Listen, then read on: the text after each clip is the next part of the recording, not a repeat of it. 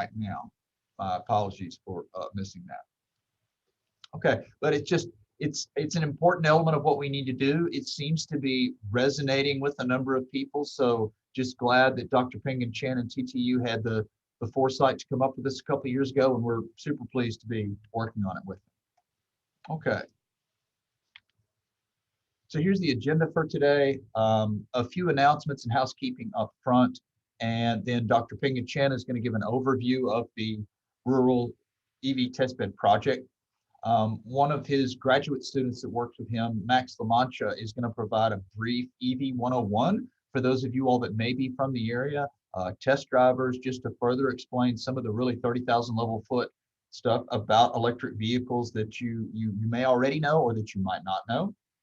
Then we're going to have three kind of user experiences from Sam and Diane Glasgow, Andrea Kruska, and Ted McWilliams, who all are from the greater Cookeville area, to see what their experience was driving a Nissan Leaf for the first time in the past months. And then we have OEM presentations from Nissan, Volkswagen, and General Motors. So excited to hear more of what they have to tell us of things that are going on and that are coming in terms of the future with EV growth and EV products. And certainly last but not least, it is what is some of the early data out of this project saying? What are we hearing in feedback from those users? And what are some of the numerical things we are seeing in terms of responses, miles used, etc. And so I mentioned, forgive me, I mentioned the test drivers' names, but Aditya Jaraj is the director of EV marketing with Nissan USA, and he is who is with us and will present. And then Reagan Shawn is a senior product strategy specialist from Volkswagen USA. Certainly last but not least is Kevin Couturier, who's a business development manager for GM and who is based out of Tennessee. So if you have not seen slides like this, basically every automaker is making some kind of decisions to move forward. I will pick a couple in here that you are not going to hear from later on. Honda plans 2/3 of its vehicle fleet globally will be electrified by 2030. That's 9 years from now. That's pretty dang quick, even though you hear some more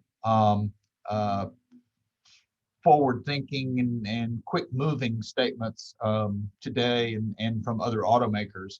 But then another one, Kia plans to have 11 EVs by 2025. I'm not sure that Kia has 11 total products right now. Somebody could tell me, no, you're wrong, Jonathan, but I mean, that's big plans. So this is, I keep calling this the second coming of EVs, and I think other people have done the same thing, but this time there's just no question that this is coming on fast and strong. Two quick announcements that came out that relate to TVA recently. In early February, TVA joined with TDOT and TDEC to announce that between the three of them, they are going to make $20 million available just in Tennessee to help us complete our fast charging networks across the state. We have a great start. For those that know, we were part of the EV project many moons ago, starting like 2009 and 10, and had Cracker Barrel as a huge partner. And if you've ever been to Tennessee and you missed a Cracker Barrel, you were not paying attention. They are headquartered here and they were all over our major roads, and the catfish, get it grilled, it's delicious.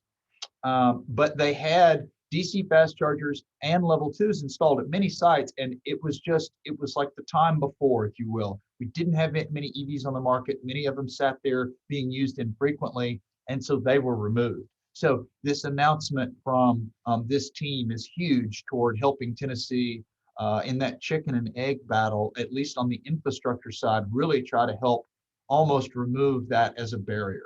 Certainly over time, as we see more EVs on the roads, we will see the need for more charging like that. But the second announcement came out March 2nd, and it was TVA as a partner in the Electric Highway Coalition covering that huge area, as they are going to really work together toward charging and EV planning and thinking. So I think this is my last slide, but what we recognize is that many of us are, as much as we might live in this world in terms of electric vehicle sales or trying to work on community projects or get people to understand the basics of electric vehicles, To a degree, we got to really learn to work together if we're going to successfully, in communities across Tennessee and as a state here, drive EV adoption and use. And I'll mention here that Drive Electric Tennessee has a goal of 200,000 electric vehicles, plug-in electric vehicles on Tennessee's roads by 2028. When we created that goal in 2018, we really were calling it aspirational, but with everything that's going on right now, who knows? Maybe we can beat that goal early of 2028. But Tennessee Tech become a huge partner over the last few years. Thank you again, Dr. Chen, for kind of having some vision in this way and working on several projects. He's already got 2 or 3 projects ongoing, and then another 1 or 2 that are EV focused that are coming in, including a medium duty electric truck pilot program that fleets across Tennessee will be able to participate in. If you've not heard of Drive Electric Tennessee, you can go to driveelectrictn.org, and we are getting close to 80 different people, representatives from different companies, businesses, municipalities, NGOs, et cetera, that are participating in several different working groups to help us break down barriers in Tennessee. And last but not least, the Drive Electric USA project is one that Tennessee is leading with Ohio to try to help other states develop Drive Electric fill in the blank for your state programs. So there's a number of ways that Tennesseans and partners in Tennessee are trying to really successfully build the right partnerships to meet that goal. So with that, I will hand it over to Dr. Ping Chen. Hello, Jonathan. Thank you for the introduction. Hello, everyone. My name is Ping Chen. I'm currently assistant professor with Tennessee Tech University with Mechanical Engineering Department. So as you may have noticed, this webinar series is specifically focused on preparing rural communities for electric vehicle adoption. You may wonder why rural work matters. It is very important for the rural community as the rural areas covers 97% of the landscape and about 60 million people. Many rural areas like Upper Cumberland region in the middle Tennessee has limited and no electric vehicle experience. As a result, they may be missing a lot of opportunities brought by electric vehicle, which is the mega trend in the automotive industry. Benefit like fuel saving benefit and emission reduction, they are critical part in the future, right? To address this issue, Tennessee Tech is partnered with our team members and aim to develop a proof of concept electric vehicle test bed to help the rural communities make informed decision about EV adoption. Is EV a solution or not, right? And in what applications? Next, please. In this project, and we glad to receive the support from U.S. Department of Energy Vehicle Technologies Office. At the same time, we are partnered with a big team, including diverse and capable partners, including big OEM manufacturers like Nissan North America and Phoenix Motor Cars. We also have the charging station suppliers and service providers such as ChargePoint and 7 State Power Corporation. In addition, we are so glad to have Jonathan to work with us. Jonathan has been the spearhead in these outreach activities in promoting electric vehicle education and to this rural community, as well as many urban areas. Thank you, Jonathan, for doing that. In addition, we also have received support from a lot of the local power companies in maintaining and being a host of electric vehicle charging station network, which I will share in a short moment. Last but not least, I would like to acknowledge the support from our rural community right here in this Upper Cumberland region. Without their support, this ecosystem for electric vehicle is not complete. Next, please, Jonathan. As we mentioned in the last webinar series, we have developed a very comprehensive charging station network in this Upper Cumberland region covering 14 counties in the middle Tennessee. And our charging station network covers 8 level 2 charging stations in 8 rural cities and 1 DC fast charging stations in the Cookeville, which is the centers of the Upper Cumberland region.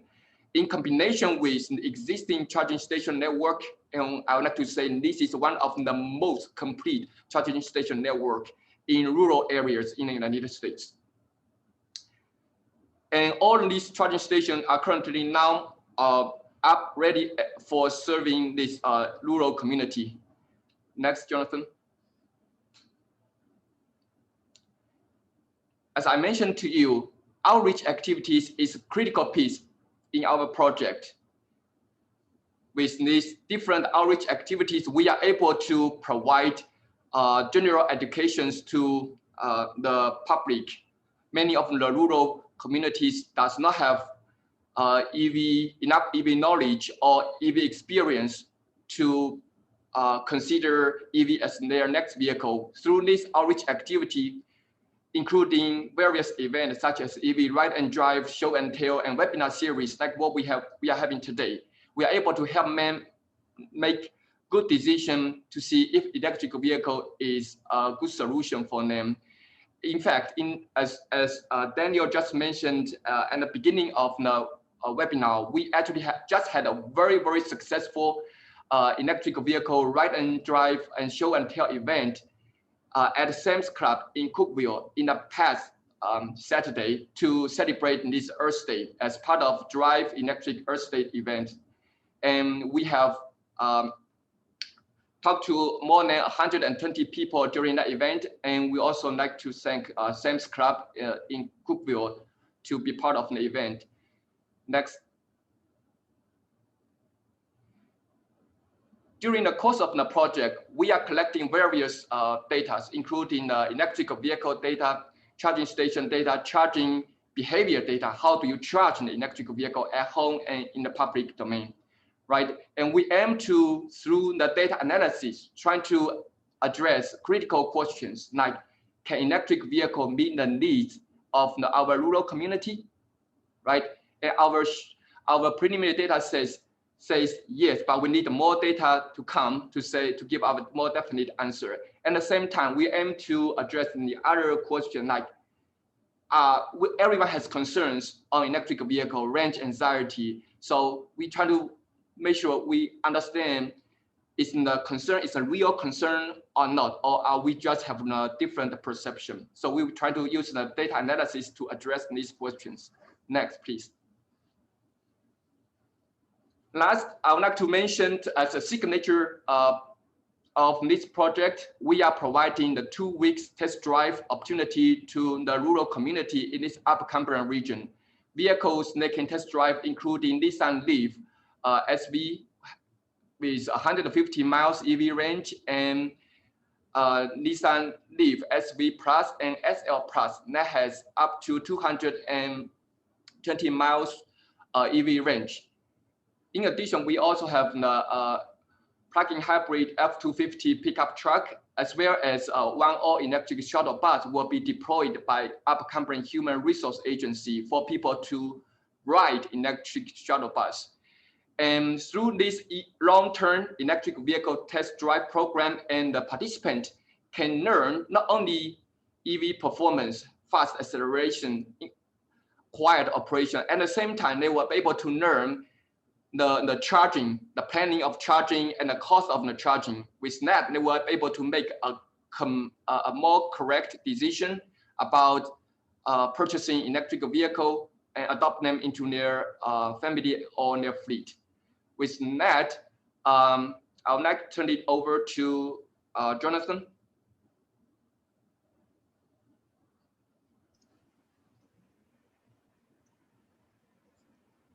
So as Jonathan was saying earlier, my name is Max Lamantia.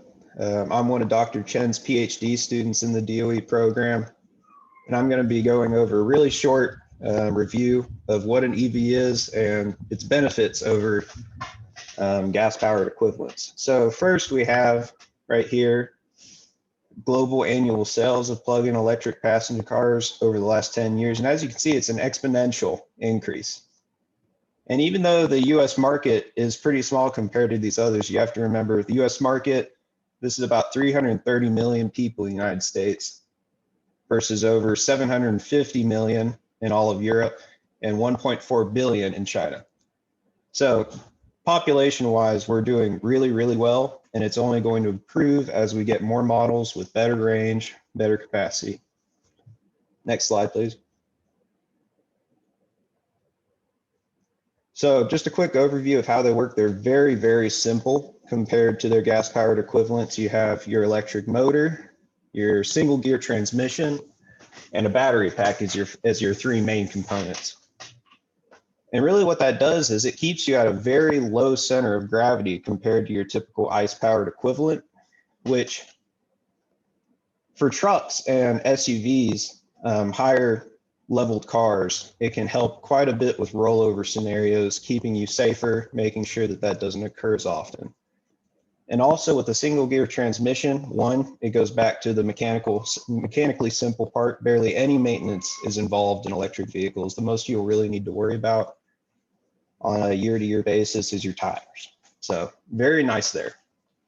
You can also charge while you sleep. So unlike a gas-powered equivalent, you get home, you go into your garage, you just plug it into any household outlet or even a level 2 outlet like we'll talk about in a little bit, and charge it overnight and you'll be ready to go the next morning.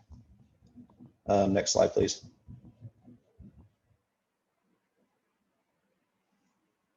In terms of performance, a little bit of background information. As part of Dr. Chen's research team, I get to drive a Nissan Leaf quite a bit for different testing purposes. And I drive a 5.6 liter V8 Nissan Titan on a day-to-day basis. And even that little Leaf with 150 horsepower still feels like it's torquier than my truck. So instant maximum torque delivery, even at a standstill, smooth acceleration, lots of all-wheel drive options because of how simple they are mechanically. And regenerative braking is very useful, especially in traffic scenarios. So what regenerative braking is your motor will change into a generator in simple terms.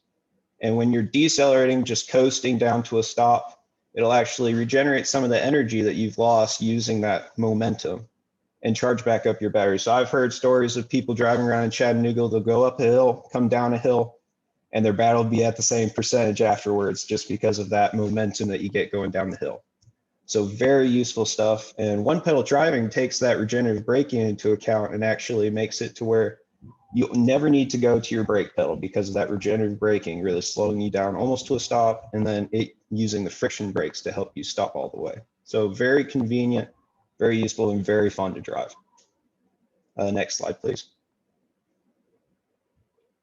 In terms of charging, you have three main levels, level 1, level 2, and DC fast charging. Level 2 and DC fast are the ones you're going to see out on the roads today as the ones where you just go up, plug up, and go. DC fast is what a lot of people use for road trips, just because you can charge in that 20 to 30 minutes for 80% charge on average. So very quick compared to the other versions.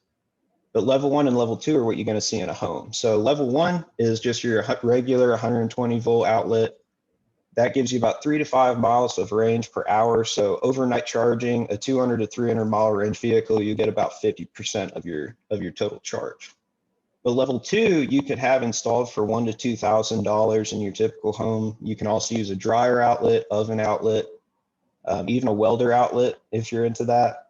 And it doubles that charge speed for you. So overnight, you can get that 100% charge to start the next day fully charged. Next slide, please. In terms of range, like Jonathan had mentioned before this started, I took about 25 vehicles on the market either today or in the next year or two and ran both a cost analysis and a range analysis. Yes, Daniel. Several models out there today, as you can see, are at that 300 mile or over range. And there's even a model, the Tesla Cybertruck, and actually a couple of others that have 500 plus miles of range. So the real question at this point is, outside of the occasional long distance trip for vacation, how far do you really drive each day? Because for the typical homeowner, 20 to 30 miles is all you really need to go back and forth for work. And then you can charge overnight and have that charge back the next day. So really almost every single vehicle on this list makes perfect sense for most of us in this webinar today. Next slide, please.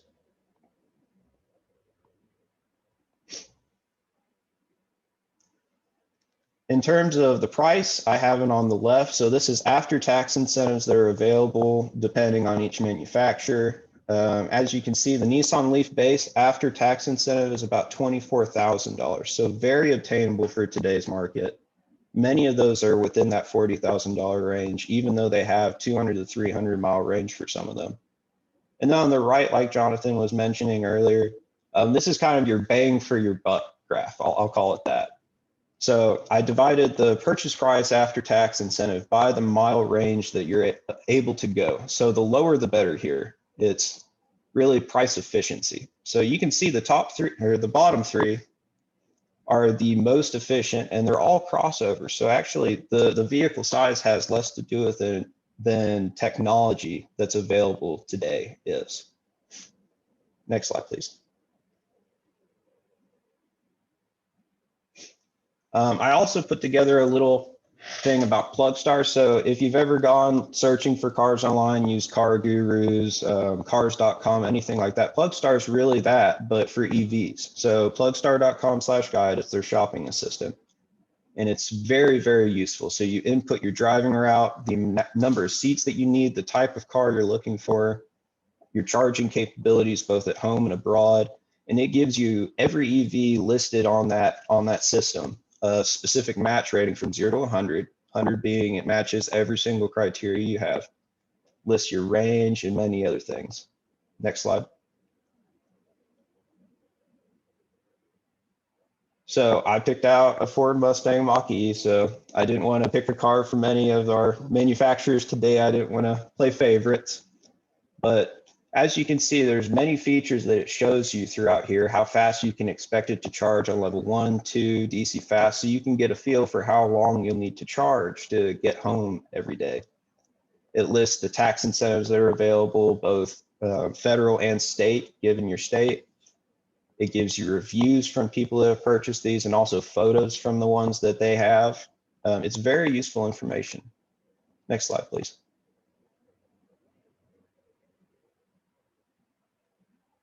And this is my favorite part about the PlugStar system, is that it analyzes the cost savings for you, comparing whatever car you choose. So you can choose another electric car, you can choose a hybrid electric vehicle, or you can choose a gas equivalent like I did here.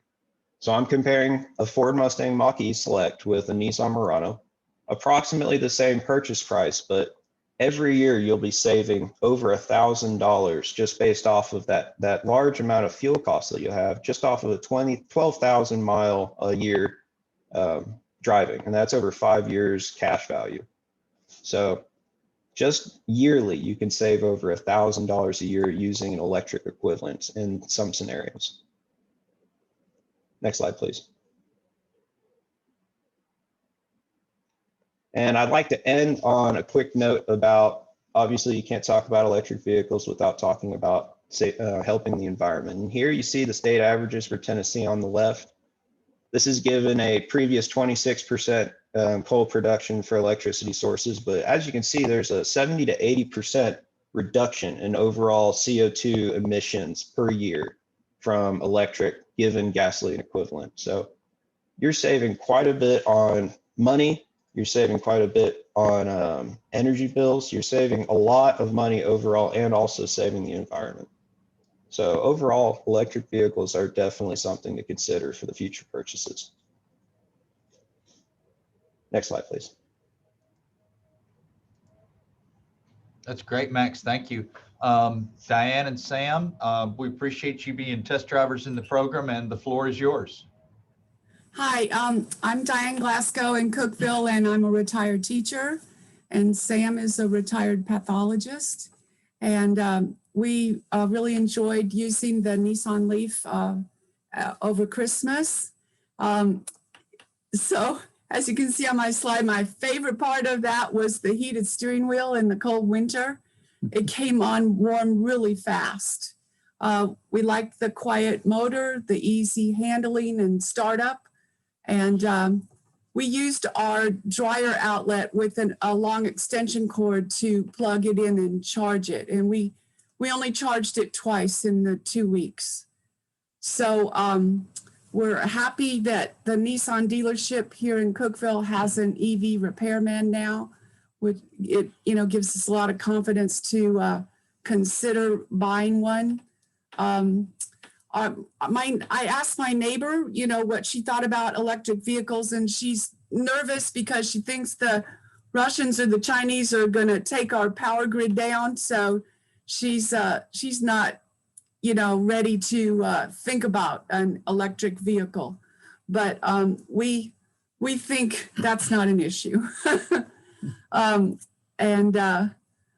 We think we need adequate government support for charging stations. And so now with your update, we have a lot of confidence there will be more charging stations. So Sam's going to talk about the challenges. I might introduce first saying that it was over, maybe it might have been a year ago that I've been interested in buying an EV. My daughter has a Prius, and I love to drive the Prius because I get 45 miles a gallon on that. But I called all the car companies, car dealers in Cookeville about whether they had an electric vehicle. It was over a year ago, and none of them had anything. Of course, I didn't call the Hyundai because I know that they did. But at any rate, so we were really blown over when we talked to Pequin Chin, and he was so accommodating. And after quite a bit of paperwork, we did get to borrow this great Nissan Leaf, and we loved it. It was smooth. The charging was very easy because we just pulled the car in the garage and had that long extension cord to hook up to the dryer twice. So I can say that our only reservation, we haven't bought one yet. That was Christmas, and we haven't pulled the plug yet, but we're getting closer. And I like everything about it. The fact is that we only charged it twice. Shows how little we use the car. I have a 26-year-old Chrysler van that I use to recycle, and so I would need something to maybe if there's a pickup truck option, I might think of that. But somebody said that when you think about making a long trip, maybe we need to think about renting a vehicle instead of.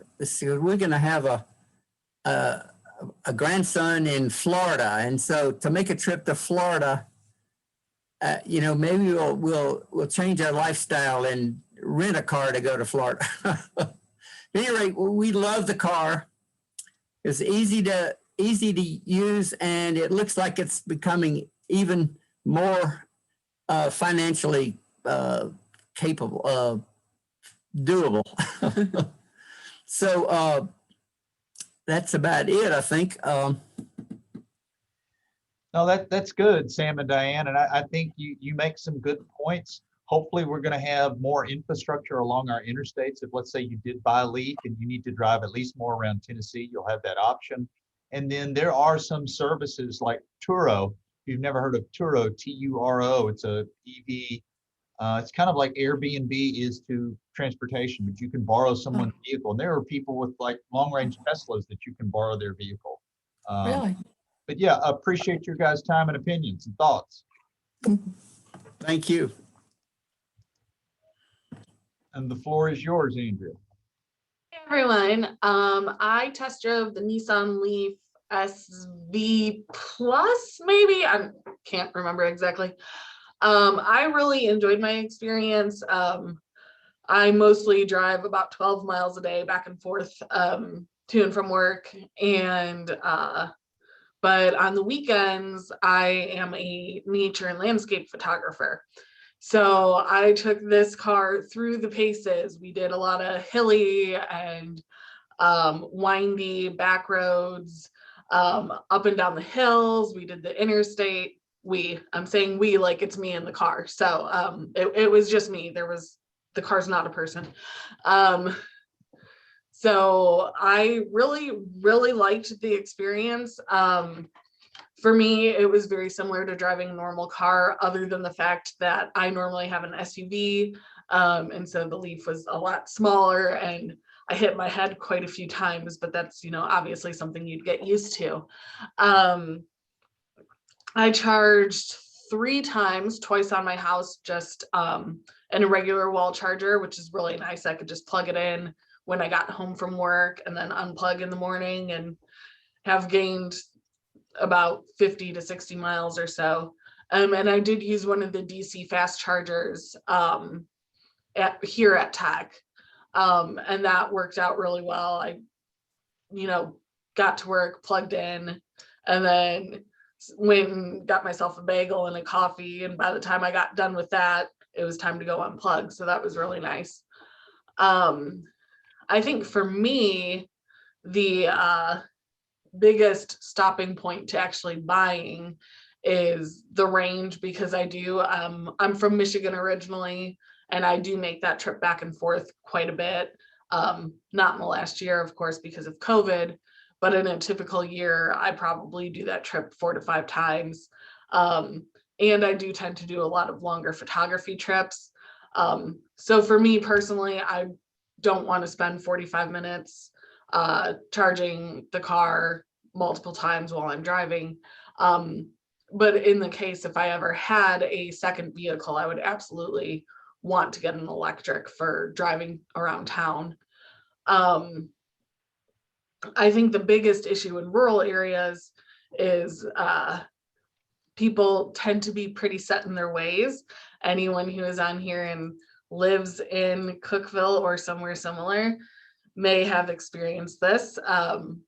So not everyone obviously is going to be willing to trade out their F-350 super cab lifted truck for even one of the electric trucks. But I think with more awareness, with people seeing how easy it is to find chargers in this area, I think there's definitely a lot of potential for more electric vehicles here. And again, like, as I said, for myself, it's not super practical. The vehicles with the higher range are way outside my price range. I work at a public university. We don't make that much money. And I'm single, so it's not like a dual income situation. But otherwise, I think they're a really great option. I'd love to look into it for my next vehicle if the range gets a little higher and the price is affordable for me. And I guess that's it. Well, thanks, Andrea. That's a great point. So, it's interesting. We've seen all these sedans and SUVs come on the market and different kinds of, cars. But kind of the next wave, I think, is going to be trucks, to your point about rural people. So I think that's going to help us over the coming years as GM, Ford, Rivian, Lordstown, these other companies come out with trucks. But then to your point about charging at home, it's this fact gets thrown around, but basically 80% of the people in the US drive 40 miles or less, and for them, home charging is what they need the vast majority of the time. And it's funny how Diane and Sam brought this up a little bit, but in terms of trips, it's not uncommon for my wife and I to rent a vehicle to go on a trip, just because we don't want to take our car and put 1,500 miles on it. So we go ahead and spend whatever it is over the week. So sometimes for folks, an EV can be an easy around the house or around part of the state. And then you can get another vehicle, even if you're like a 1-car family, to go long distance if it would be more difficult for you over the, driving to Michigan and back to use an electric vehicle. But no, appreciate your time and thoughts.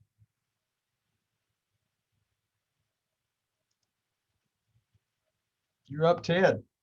Hey, John. Hey, my name is Ted McWilliams. I'm a missions counselor here at Tech. I really enjoyed the experience. I've kind of a technophile a little bit. I like to follow this, but we do live out on a farm about 10 miles from here.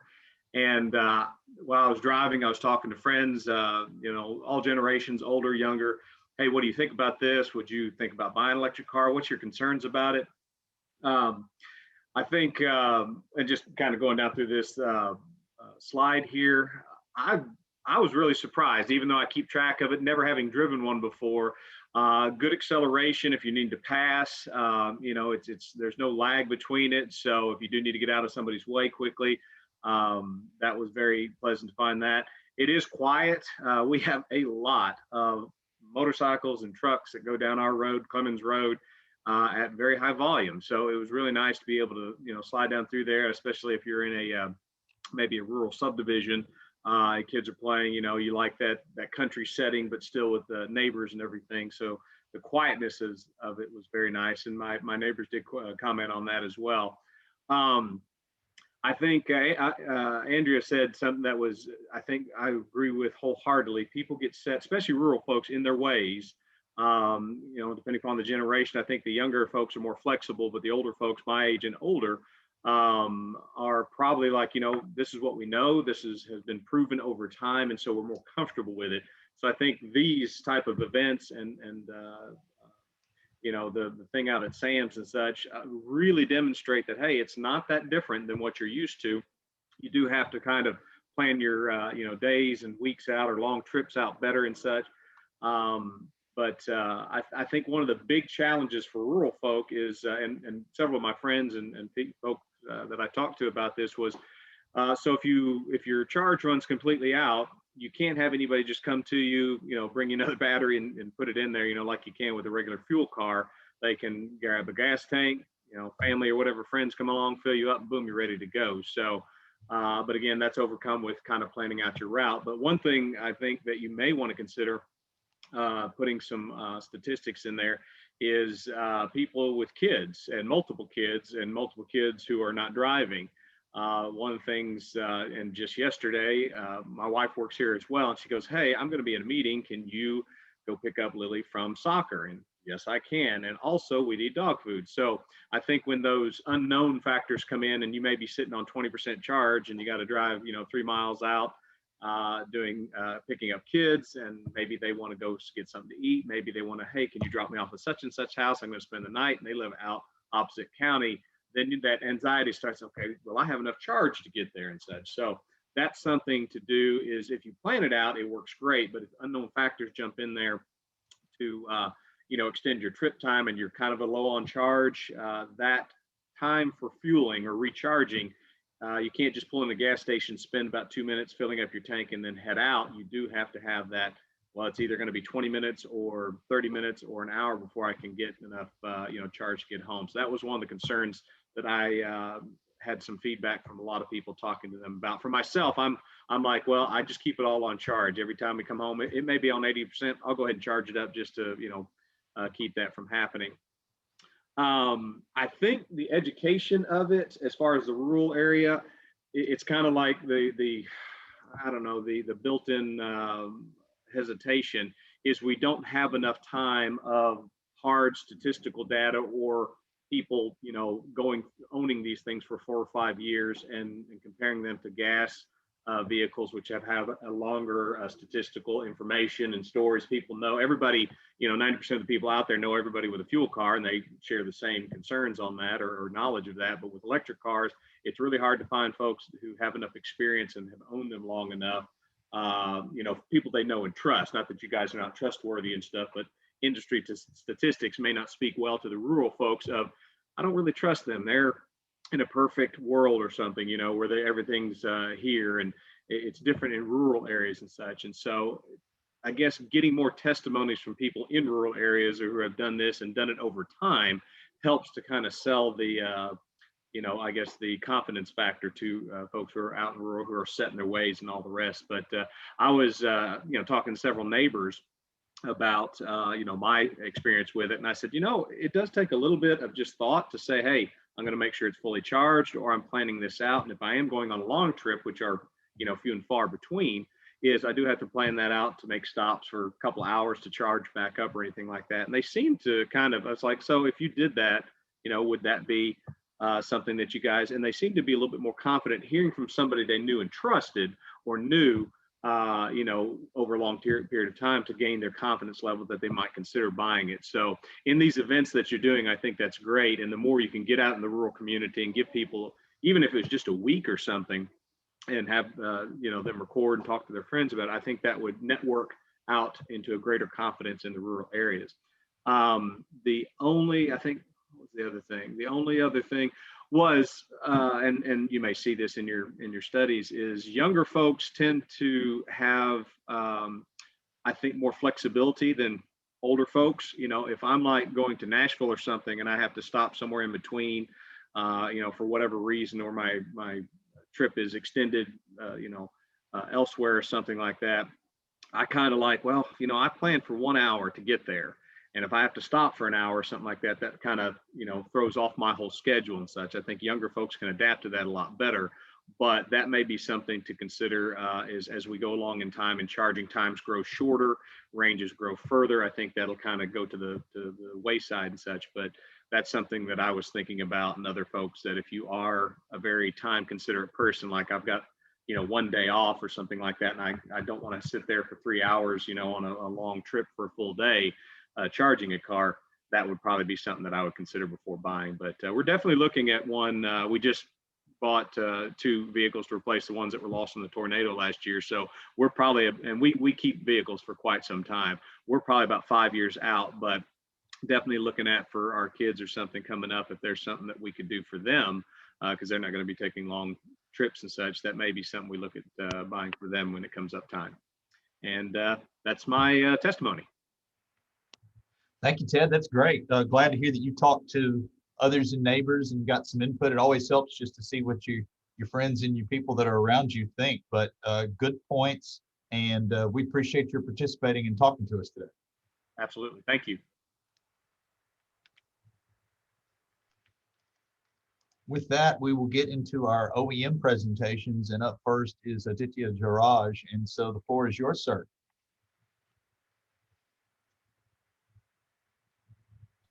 Thank you very much, Jonathan, and good morning and good afternoon to everyone. Thanks for this opportunity. And I'm going to spend a few minutes and talk about you know, the evolving landscape and also how it affects maybe all of us in different ways. So if we go to the next slide, you know, just to set the context, right? You know, we all talk about growing landscape. You know, EVs are going to become more omnipresent than they are today. So what does this mean? So today, you know, if we look at EVs, we sell about 260,000 EVs a year, right? So in an industry size of about, you know, anywhere between 13 to 16 million, depending on retail or total sales, the EV TIV is less than 2%. March last month was an aberration. It was almost 3%, but cumulatively, last 1 year, it's been about 2%. But so far, the focus of these cars outside of Tesla has been on emissions compliance. There's a certain number of EVs or low emission vehicles that all OEMs need to sell. So, you know, if we look at the focus at this point, yes, it's to satisfy customer demands, but emissions compliance is a big one. So far, it's been focused on that. So if we look, let's say 3 years from now or 2 years from now, the EV market is likely to grow to about 1 million units. So that means it will go from 250,000 today to about 1 million units. It's an increase of 4x, right? 4 times growth in a few years. And there's going to be a shift from just, you know, cars that help OEMs with emission compliance to actual mass market customer expectations, right? In terms of size, features, range, etc. The key takeaway from this slide is EVs are coming. The rate at which they come, you know, could be plus or minus, but they're coming. This is a revolution. This is not a transformation. It's a revolution. And this revolution is going to happen sooner than we know. If we go to the next slide, you know, let's look at the capital markets, right? Key simple takeaway here is money is flowing into EVs. money is flowing into EVs, right? So when the capital markets are funding EVs, at some point the investment has to pay off. So the point here is when money is flowing into EVs, when customer demands are being met with the products that we have, this revolution that we see is definitely going to happen sooner than later. If we go to the next slide, let's look at what Nissan has been up to over the last few years, or last decade or so when it comes to EVs. We're not new to this. We've been doing this for a long time. Just with the Leaf, we've got 500,000 units on the road with over 5 billion miles driven. Right, 5 billion safe miles driven. We're the best-selling EV with a single nameplate of all times. We've been doing this since 2010. But not many people will know that the first affordable EV with over 100-mile EPA driving range was the Nissan Leaf. Right? We've got the most number of units in operation of any battery EV worldwide. So the takeaway from this is, we've been doing this for a while, and now we're taking this to another level. And again, a very simple fun fact, Nissan built its first EV, not the Leaf 10 years ago, but it was the Tama in 1948. So, this history and heritage is something that's going to continue to help us as we move forward. All right, so the next page talks about why do customers buy EVs today? The customers buy EVs today for a variety of reasons, right? So let's look at the most important purchase reasons. The left-hand side, if you look there, it's the environment, it's the range of your economy, if we can call it, technology, and the drive experience, right? And on the right-hand side, the barriers to purchase are clearly illustrated there. The highlight is lack of knowledge. So there are still several consumers who don't know what an EV is about. I can tell you personally, in our home, we've been driving a Nissan Leaf for 5 years. My wife will not drive any other car other than an EV, no matter what kind of car she's offered in exchange. Once you drive an EV, once you feel that instant torque, that instantaneous torque, it's very hard to go back to a non-EV. So I think these are some of the reasons why customers buy EVs and the barriers to success. But I think this is something that all OEMs put together. The more products we have, the more offerings we have in the market, the better we'll serve our customers and faster the adoption will be. So if we go to the next page, simple reasons. Why is consumer demand going to increase? If I have to draw your attention to the most important point here, it's the one in the center. It's increased awareness.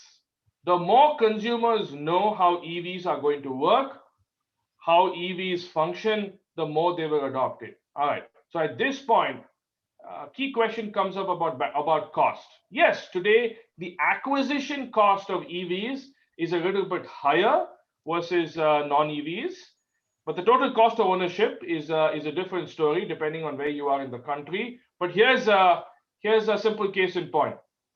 In 2010, the average cost per kilowatt hour of the battery was about between $1,300 to $1,500.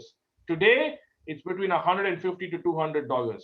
Right? In about 10 years, we've brought it down to 10% of what it was. And in the next couple of years, we believe that there will be cost parity. All right. So just to finish off on the next slide, let's look at infrastructure, right? Because infrastructure could be a challenge, at least from a perception standpoint. All right. So what do we have here? On the left-hand side, we've got the different networks, and some of the networks are proprietary versus the others. 3,100 charging stations. That's what we have, right? Nationwide in the US, and these are fast chargers. So the definition of a fast charger is basically a charger which can charge your car up to 80 or 90% very quick. So 3,100 chargers. Next page, we'll look at how many gas stations we have. There are over 200,000 gas stations. So yes, we need more charging, but as has been discussed previously in this webinar, 80% of customers in the US drive less than 40 miles a day or thereabouts. And you can start your car in the morning with 100% juice. That's the beauty about EVs. So yes, public infrastructure is perhaps one of the barriers, but as we've seen in the recent past, there's a lot of activity in this area where the fast charging network will be improved tremendously in the next couple of years. All right, just to finish off on the last page, what's exciting with Nissan? The all-new Nissan Ariya coming very soon. It's Nissan's first 100% EV crossover. Will have all-wheel drive, 300 miles of range. It's super quick, and it has next generation of autonomous driving. It's going to be with us very soon, so I would request all of you to keep a close eye on this. This is going to be an absolute game changer. Thank you for the time, and look forward to questions at the end of the session. Thank you, Aditya. For the sake of time, I will go ahead and pass it on to you, Reagan. Okay, thank you. Yeah, and if we can just go into the first slide. I'll be pretty quick here because I know we're tight on time, but I just wanted to talk a little bit about what Volkswagen is doing for EVs in North America, and specifically B, talk about what Volkswagen is doing in Chattanooga. And so to go with those points, we basically got 4 bullets here, but I can boil them down to A, why is Volkswagen going into electrification?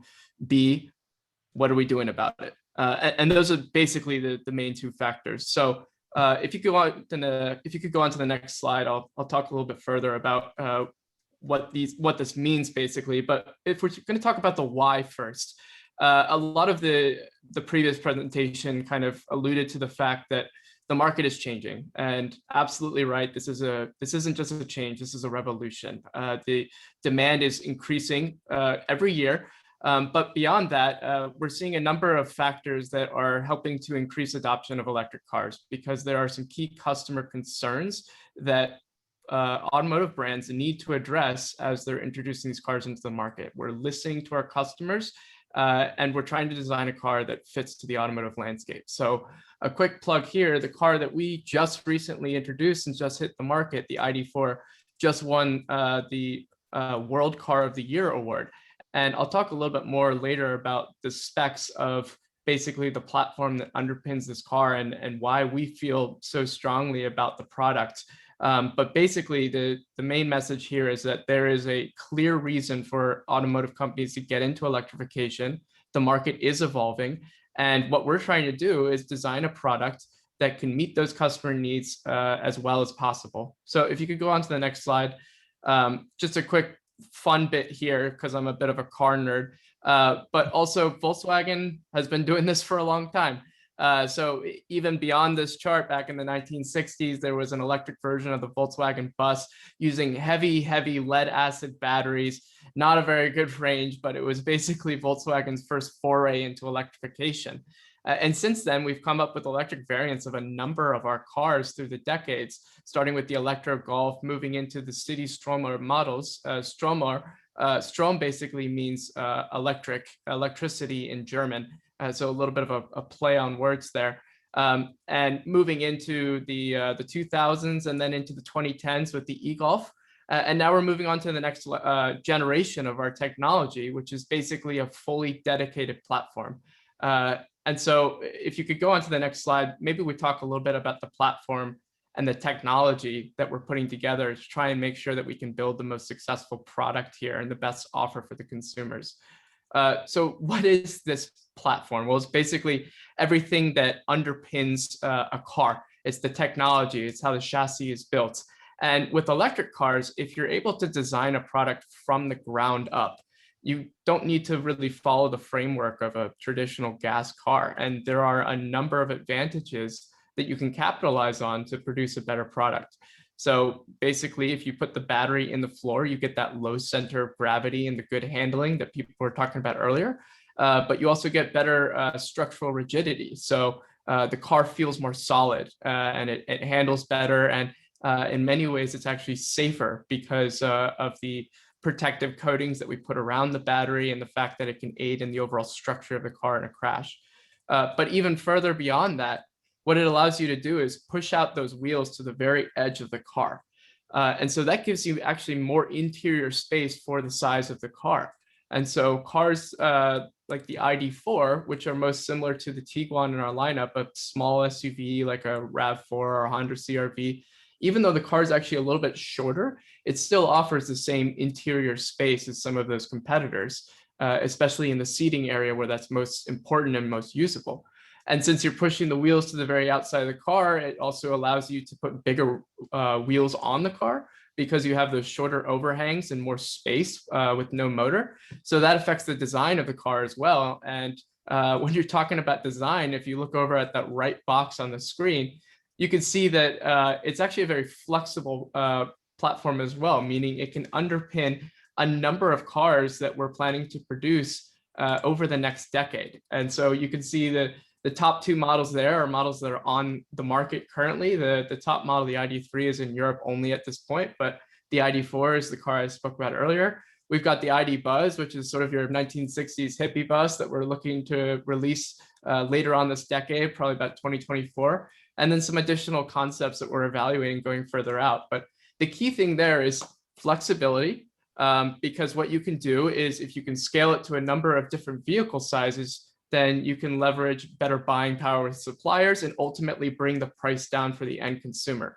And then flexibility as well, because when Volkswagen engineers designed this, they basically designed the platform to be able to accept different kinds of batteries from different suppliers, which means we're not reliant on any supplier sending us their batteries, which actually makes the car cheaper and it makes our supply chain more reliable so that we can get products into the market. So that was me nerding out a little bit, but maybe we go to the next slide and talk about Tennessee, because this is also the big part about this presentation and the big part about why we're doing this and how we're doing it. Volkswagen is very committed to the state of Tennessee, and I think that's pretty self-evident. We've built a factory in Chattanooga for producing cars, and we actually just celebrated the 10th anniversary of producing cars in the state of Tennessee. And this plant in Tennessee is actually pretty central to our strategy for electrification going forward. We want to continue investing in the state. So we are building basically a new facility, but an extension of Volkswagen Chattanooga to build electric cars. So that means an $800 million investment. It means bringing probably upwards of 1,000 jobs when you consider not just plant workers, but also suppliers in the surrounding area. And we're looking to do this pretty quickly, starting next year, actually. So we're already in the process of scaling up. And even besides this plant, what we're doing is we're investing in a battery engineering lab, which is going to be LEED certified, sustainable. But what this allows us to do is take our R&D for these batteries and bring it in-house. So as a car maker, you can either outsource that to a battery company, or you can bring it in-house, bring in your testing, look at cell structure, architecture, and try to, again, improve the range, build the best possible product. And we're not just doing that in the USA. In Germany, we're setting up battery recycling plants, for example. So when your car's battery, years and years down the line, gets pulled out of your car, and even after it gets put in a house to power a house in power blockouts or anything like that, you're talking years and years down the line, we can actually take the battery to one of these recycling facilities, break down the core materials, and then build it back up, produce a new battery in a very sustainable way. So we're committed to Tennessee, and we're committed to also making sure that we protect the environment here. So maybe we go to the next slide, and I can finish on this one. Don't need to go too much further, but this is basically to talk about the market and our customers and EV adoption, because that's why we're all here. We want to see what the future looks like. We want to see how it looks in Tennessee and in certain areas of the country that maybe haven't adopted EVs so much already. And at least from the automaker's side, it boils down to pretty much 3 questions. And that's, how can you address rejection reasons from customers by building the best possible product and by making sure that the surrounding environment is able to accept that car? And so the first thing is completely on the automaker. What's the price and how much value can you get into the car? I talked about that a little bit earlier, about how we've designed a car from the ground up and utilized all the advantages that that has to offer, how we're investing in R&D to make sure that we can build the best possible product. But also with pricing, that scalable product. How can we reduce costs? How can we reduce the price of the end product? And one of the earlier slides from this presentation showed sort of your bang for buck with all the different competitors in the market. And the ID4 was very close to being one of the best values. We launched the car with a fantastic price, under 40 grand starting. And when you include incentives from the federal government, maybe even additional incentives from certain states or from utility providers, I think Knoxville provides an incentive in Tennessee, then you can end up with a very compelling and competitive product. So even nationwide right now, we've got a lease for our base car that's under $380. And when you compare that to a RAV4, a CRV, I mean, you're right in line. And the ID4 has a number of different technological advantages like standard driver's assistance and some more premium content. The range, this is something that we're continuing to improve, but even already we've got 215 miles of range. So people earlier were talking about going on a road trip and how they wanted to be able to go on a road trip without having to plan their travel so much, stop and charge at a station for an hour or something like that. But put in perspective, 250 miles is about 4 hours of driving. So there aren't too many people that don't want to stretch their legs out a little bit after driving for 4 hours. And with our fast charging technology, you can go from 5% back up to 80 in about 38 minutes. So really just get out of the car, maybe stretch your legs a little bit, grab a cup of coffee, and you're back on the road. And then charging, I mean, not just the product, but also the surrounding ecosystem. So Volkswagen actually owns a company called Electrify America, which is the fastest growing charging infrastructure company in the country. And that was established back in 2015, but now it has some of the most charging stations in the entire country. It's rivaling Tesla's supercharging network, and it's starting to grow beyond that. And so when you talk about the infrastructure, being able to support it, especially in areas like Tennessee, you want to make sure that people can charge when they need to, but that people also have the range to drive where they want to drive. And so they don't need to worry about that as much and plan it out. And then you want to bundle that all into a package that's affordable and accessible. So that's those are basically the comments that I wanted to provide. I could go into much more detail and nerd out and bore you, but I think we're probably pressed for time, so I'll give it back. Thank you, Reagan, and congratulations on the award. Thank you. Kevin, it's all you, sir.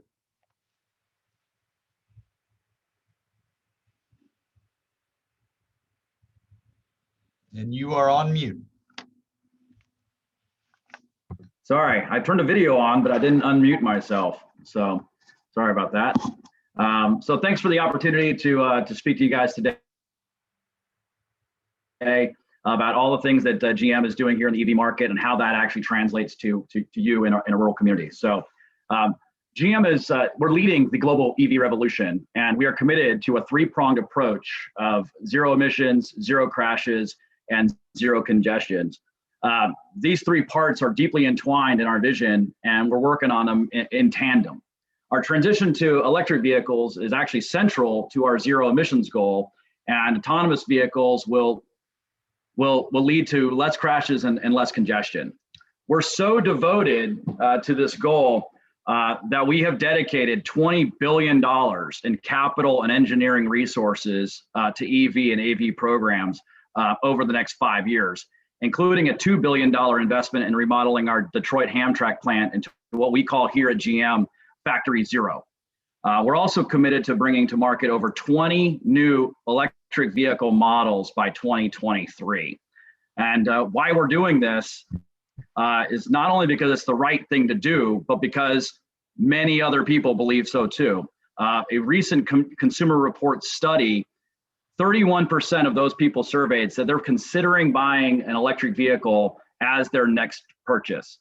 And 63% said they're somewhat interested in learning a little bit more. And 5% said they're absolutely going to buy an electric vehicle as their next purchase. So I'll add that up, that's 99%, leaving only 1% of naysayers out there.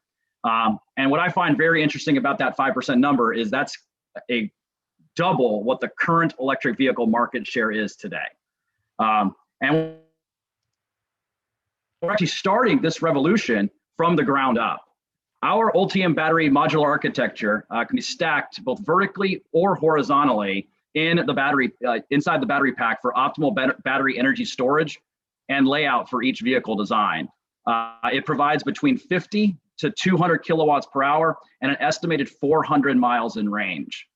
The motors are going to support front wheel, rear wheel, all wheel, and performance all wheel drive. The Ultium battery will also allow for up to 200 kilowatts of fast charging capability, or to put it in other terms, 100 miles in 10 minutes. And for our truck platform, these numbers are even more outstanding. They're 800 volt battery pack and up to 350 kilowatt charging capability. And for those that have not heard, I'm proud to announce that just last Friday, GM announced a $2.3 billion investment in building a brand new Ultium battery plant right here in Tennessee. This state-of-the-art facility will be the second battery plant for GM and will bring over 1,300 jobs to the mid-state. This $2.3 billion investment is in addition to the previously announced $2 billion renovation to our Spring Hill plant that's going to be producing the brand new Cadillac Lyriq. So GM has announced, many new products across all lines. For Chevrolet, we have the Bolt EUV due out this fall. There's a picture of it there. And the Chevy battery electric truck, which will be a fleet first vehicle, which is really exciting because it's going to allow for businesses, municipalities, electric companies, et cetera, to get to use these vehicles before they're available to the general public. Stay tuned on more information on that. As for GMC, we're bringing back the Hummer brand, releasing the Hummer truck and the Hummer EUV. And these things are an absolute beast. 1,000 horsepower, 11,500 pounds-feet of torque, and from 0 to 60 in 3 seconds. And then just hours ago, just this morning, we officially revealed the 2023 Cadillac Lyriq. The Lyriq is going to be the most technologically advanced vehicle in any of our brands, and it will be the cornerstone of the Cadillac brand. And it's going to be built right here in Tennessee. Of course, it isn't just about manufacturing vehicles here at GM, but how they are made. We're looking for ways to reduce, reuse, recycle resources in how we manufacture our products, so that we can save on energy, water, and further reduce our carbon footprint. And we're continuing to look into ways to address barriers to EV adoption. The most common questions we hear at many of our dealerships is, how do I charge? Where do I charge? How long do I charge? And then, of course, how much does it cost? I say this tongue in cheek, well, there's actually an app for that. Using the My Chevy app, which is available in your vehicle and also on your phone, you're able to see the current status of your battery and usage. You can locate charging stations near you. You can see whether they're actually in use or not. And this data refreshes every 30 seconds. So you're getting this information pushed to your vehicle in near real time.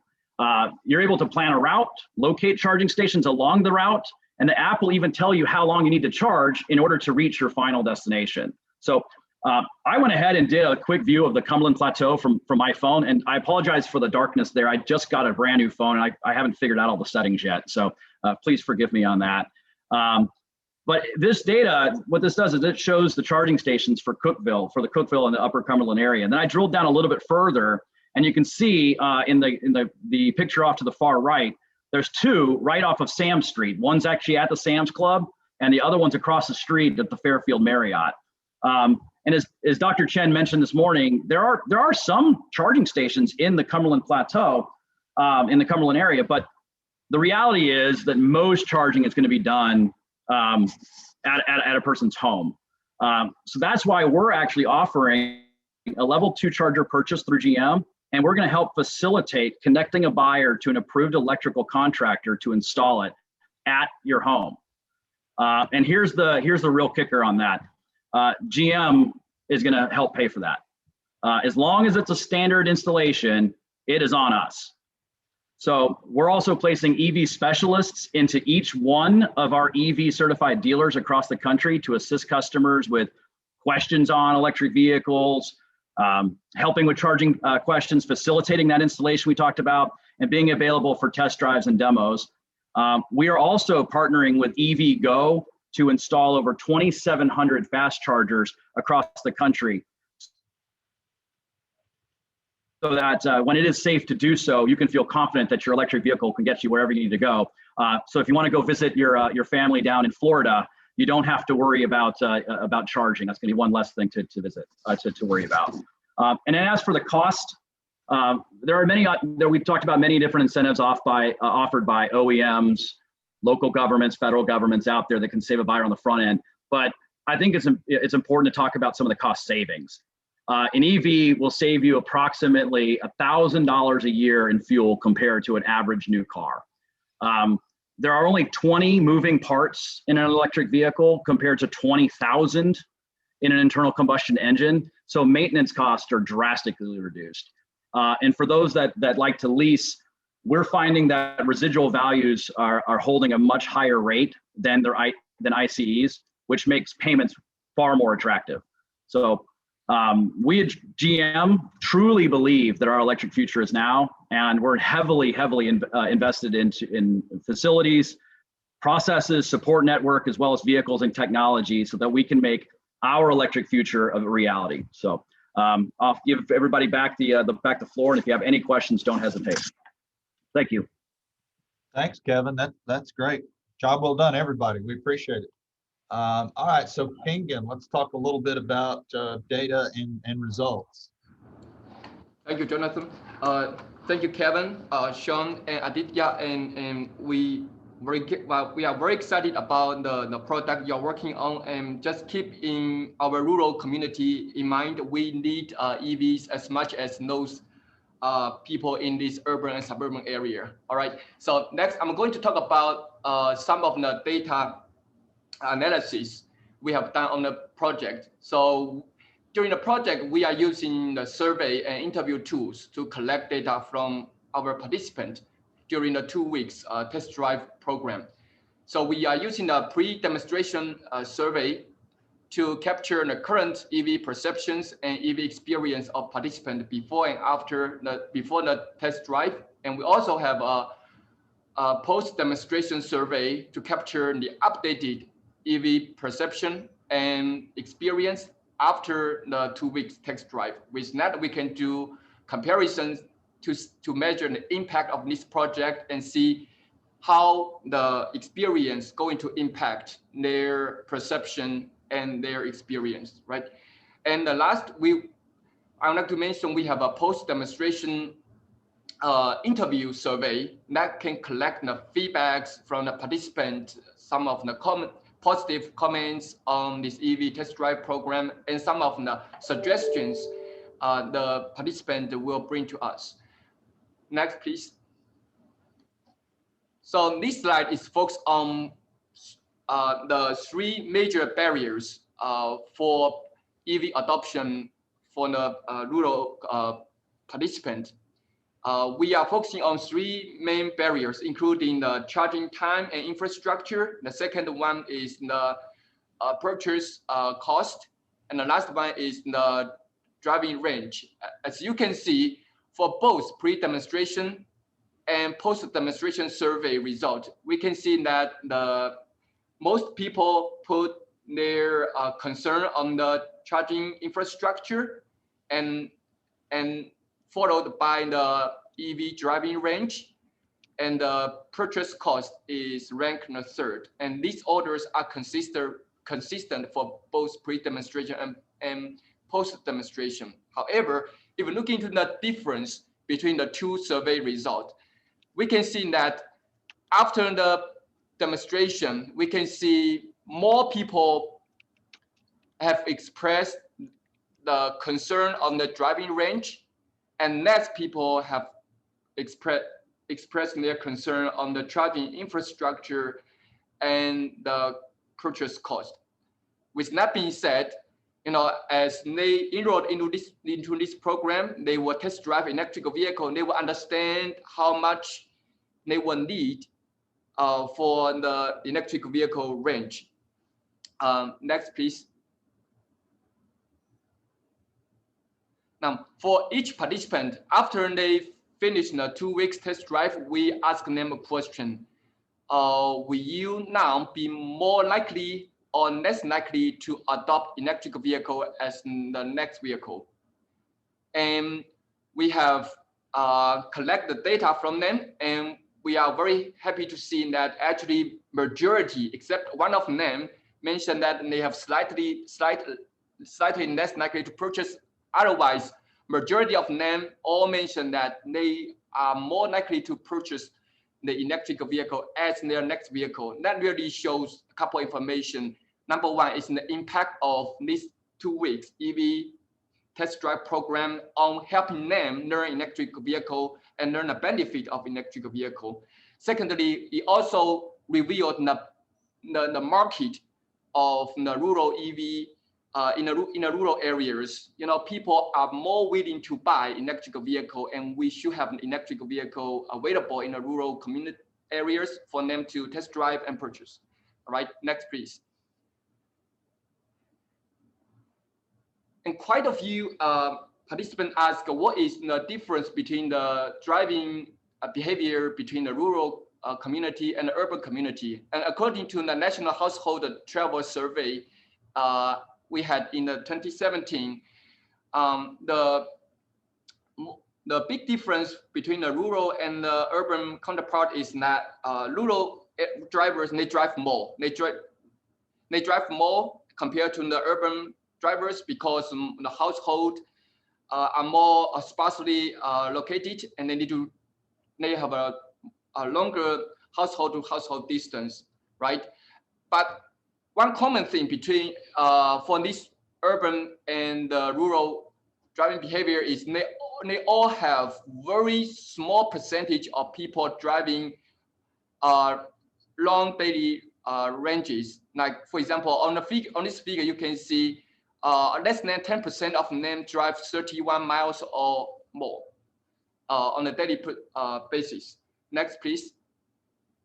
And we collect data from 32 participants from this 2 weeks test drive program, and we saw that 31 out of the 32 participants have the daily driving range less than 50 miles.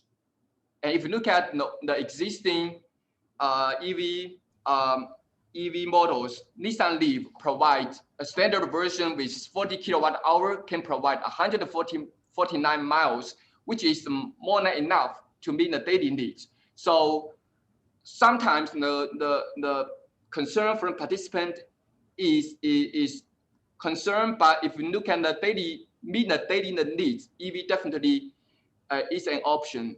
And this also opened up the door to the used car market, as many of the used car market can also provide enough EV ranges to meet the daily needs, but at a much lower upfront purchase cost. Next, please. This will be my last slide, and we through this post-demonstration interview, and we have collected the very many feedbacks from the participants, and these are some of you. I would like to read out one of them, which really inspired me to continue working on in this area.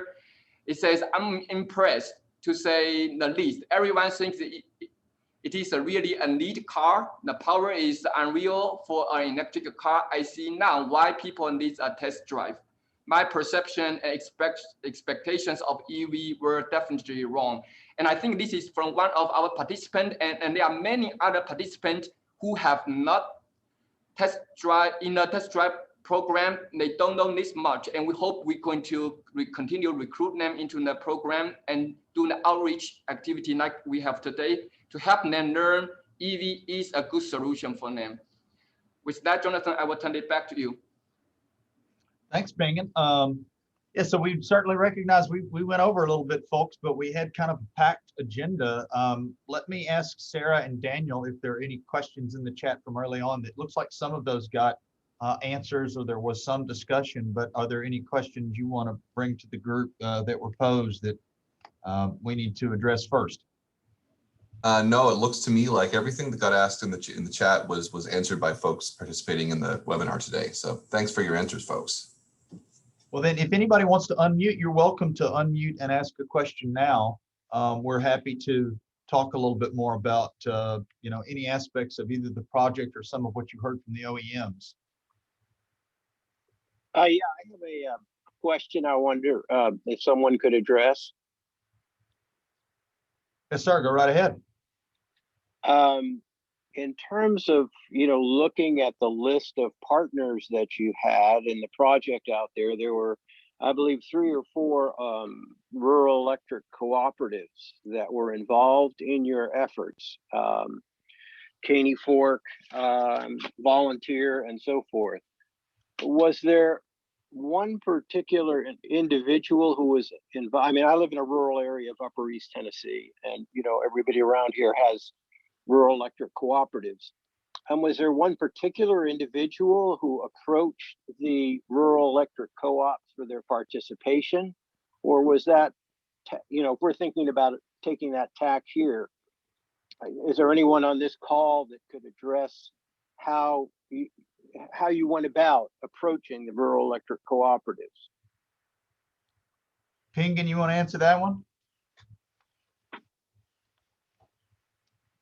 Jonathan, yes. We received the strong support from the local power companies, and in this program, and we have actually a gentleman called Brad Rains, and he used to work for 7 State Power Corporations, and he is the leading the efforts in connecting the project team to the local power companies to become the host, and then to educate them to become the host, and then maintain the electric vehicle charging stations, and can potentially help them grow EV communities in the local areas. So, Jonathan, I think one thing we can help we can help build is to connect Bill to Brad to have some further conversation about this. And I think if this will be very helpful. Yeah, I would really appreciate that opportunity. It doesn't have to be at this moment, but if I can communicate with you in the future, through your email, then we can get started with that. Yeah, Bill, I will be happy to work with you on that. Well, one thing I would add to that is that Brad Rains was with 7 States Power, and he has since recently 7 States Power is formerly kind of a business unit of TVPPA. Those two have separated. So 7 States has moved off into its own business. And so Brad has gone from 7 States to TVPPA, and TVPPA does more education work, while 7 States really helps local power companies or LPCs in Tennessee with installation of level 2 DC fast charge and things like that. But Brad it's funny because his email is brains at tvppa.org, and he is a massive brain, and he has been extremely helpful to all of our staff, everybody I've known in terms of LPC connections and educations, utility discussions. So yeah, Brad's a tremendous resource. Thank you. Okay, other questions? This is John Tester at Tennessee Tech. Can you hear me? Yes, sir. I'm a new arrival. I came here in summer of 2020. By the way, I'm at home and I've got my gutters being installed. So if it gets crazy noisy, I'll have to cut off. Okay. But anyway, I am still advising on some research back at Northern Arizona University, where I used to work. And our thing is to look at the utility systems, and we sort of talked a little bit about that, but we're doing some simulations where we add loads to the utility systems. And even with a fairly small EV penetration into the utility loads, relatively small, we see occasions for brownouts under peak power supplies, and that's for uncoordinated charging. So one of the things we've been looking at is trying to figure out what kind of policies work for coordinated charging. In other words, is there some way, is it even possible to have the existing infrastructure accommodate if there's coordinated charging at the utility level down to the user level overnight for overnight charging, and maybe some other things. Has anyone been working on that with the automotive industry? Because they would have to be involved to allow their charging system to have communications with the utility companies. I'm fairly new at this, by the way. I've only been doing this for about a year. So What I would quickly say, John, is so you saw just a little bit of Drive Electric Tennessee during the presentation, but there's a lot of people involved with that. Right now, there are 3 working groups, which is basically, I mean, the way we're using that name, it literally is a group of people that could be 12 to 35 that are working on different big topic areas that we need to break down barriers. And those right now are awareness, infrastructure, and policies and planning. We've had this 4th one that never really, it was going to be availability, and it just, we had so much interest in the other, we just never really worked on it. But we think we're going to make that 4th one utilities.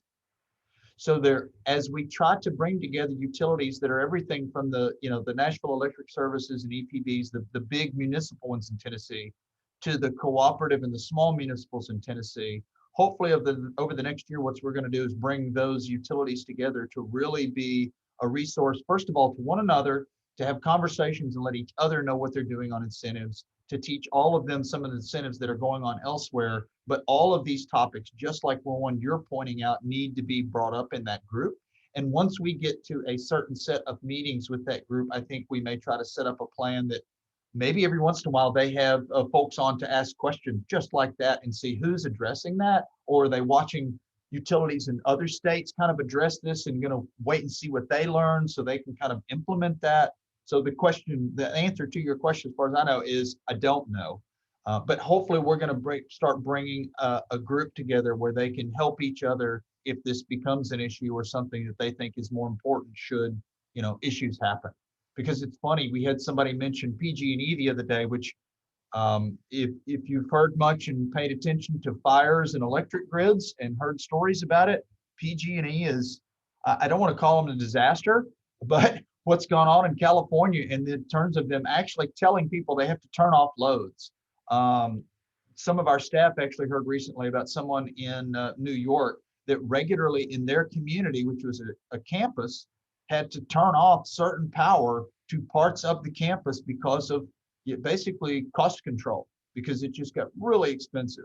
So I think this is something that they will want to address at some point. Jonathan, I'd like to add one quick comment here. Joe, I think that's a very critical topic and research topic. I think the vehicle to the grid connectivity is very important as the numbers of EV grows. So there are quite a few research groups are working in this domain, trying to coordinate the EV charging with the power grid, so that it will not such that it will not stress the power grid so much that it will require a very expensive hardware upgrade. So we can discuss this after the webinar and have a more detailed discussion. Yeah. By the way, it's nice to finally meet you, Dr. Chen. I've heard about you for a year now, but I've been sort of stuck in my my room for a year working on classes. So anyway, yeah, that's I guess the closing on that. Our simulation, it's really early still, but there may be ways to avoid the large hardware infrastructure upgrades if there's collaboration, coordination amongst the two extremes, the utility level down to the car charging intelligence. So yeah. John, maybe I can speak to that point from the OEM perspective as well, because we definitely are tracking this topic and are aware of it.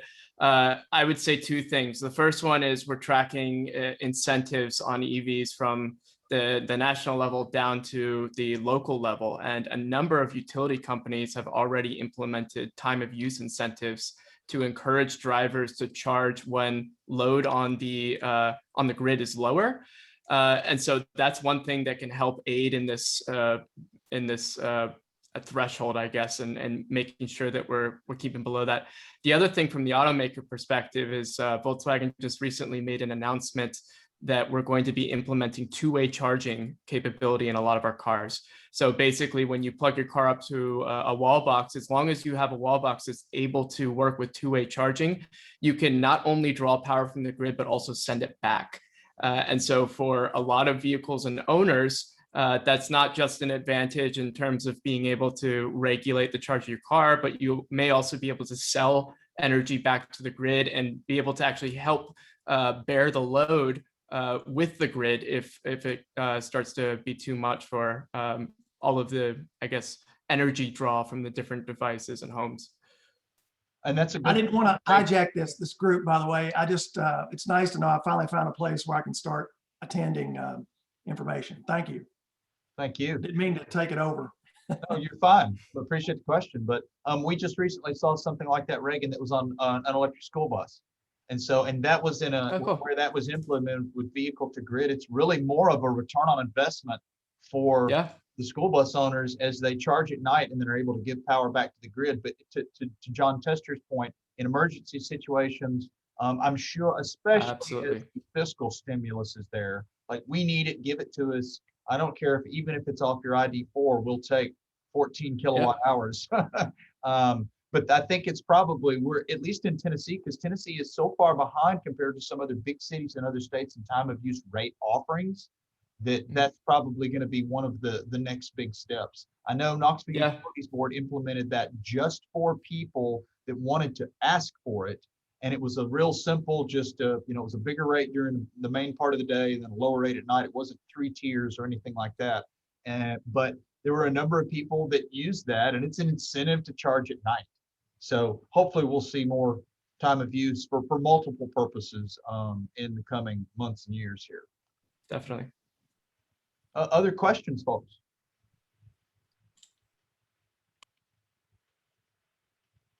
I want to echo something that we heard today, and I think we heard revolution from a couple of OEMs. And so I think us folks that aren't manufacturers should be paying attention when companies like the companies you heard from today are talking about a vehicle revolution.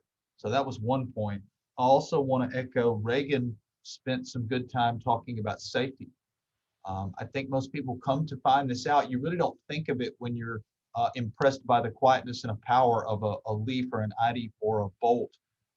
But the safety, you've got a lower center of gravity, and in many cases, the wheels gets pushed out. I mean, beyond the fact that it gives you more room in the car, it's also giving you a slightly wider wheelbase, which is safer cornering and things like that. So also, if you end up using one pedal driving, one of the members of KEVA, the Knoxville Electric Vehicle Association, a gentleman named Marty Young, who is a teacher for first responders, said that when someone is using an EV and has it on aggressive braking, or what's called one pedal driving, because by the time you start taking off that pedal, the car is trying to grab the drive axle to recover as much of that energy as possible. You don't use the brake.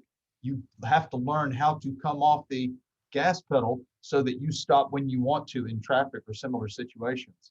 But if you are in a gasoline car or an EV, and you are driving, let's say it's down a country road, and you go around a corner and there's a deer, or you go around a corner and there's a couple of kids on bikes in the street.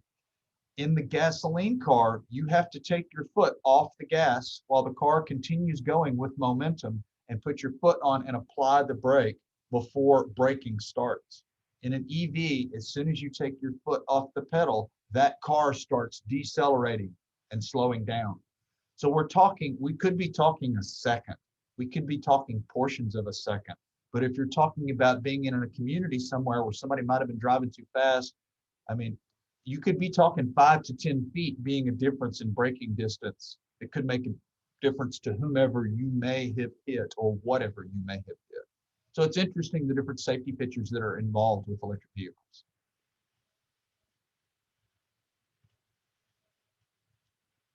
All right, if we have any other questions, speak now, or well, let's see.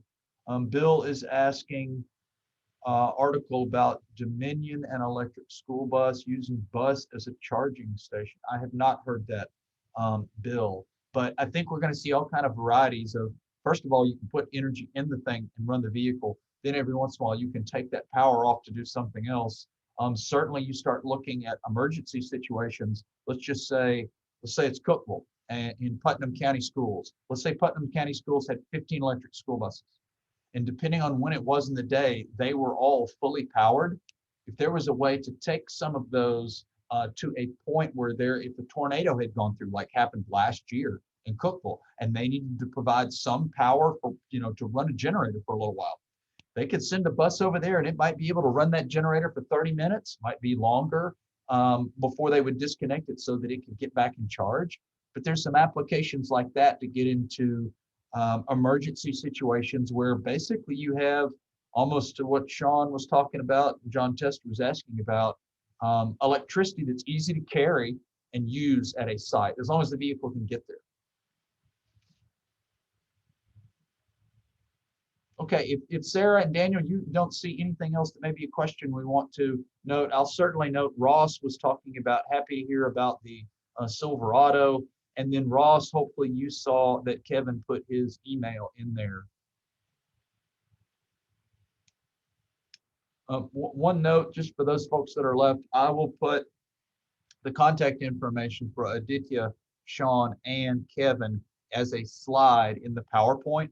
We will turn the presentation into a PDF, and we will get both the recording of this webinar and the PDF loaded and send all of you all a link. It may take us a few days to do that, but just know that is coming. Without any other questions, anything else you want to ask or speak of before we close, Pingen? No, I think we have addressed most of the questions. And just in case you have any further question, feel free to contact me and Jonathan, and we will help you to address those questions. Okay.